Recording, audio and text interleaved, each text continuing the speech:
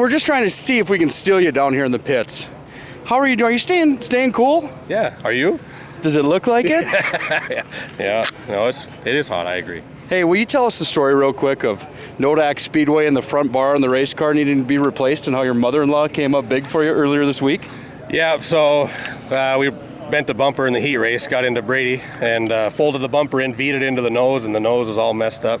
We didn't have a bumper, and this car's got kind of a weird width bumper. It's 41 inches, and most cars now are 42 and a half, and I could have sucked it in and got everything good, but the bumper I had was actually about 43 and a half. It was quite a bit wider, so I had a bumper at home, and Kenzie, her mom Joan, she got the bumper from our garage and drove it all the way to mine between the heat and the feature, and we threw it on right before the feature. So I can't believe she did that, to be honest with you. So well, God bless her, but the real question is doing the math between Tioga and Minot, the heat to the feature.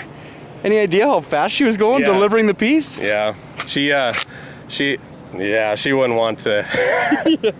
Yeah, she was flying for sure. Yeah, you get the point to what it is. Hey, best of luck this week, and thanks to your mother-in-law for being such a player. Yeah, thank you.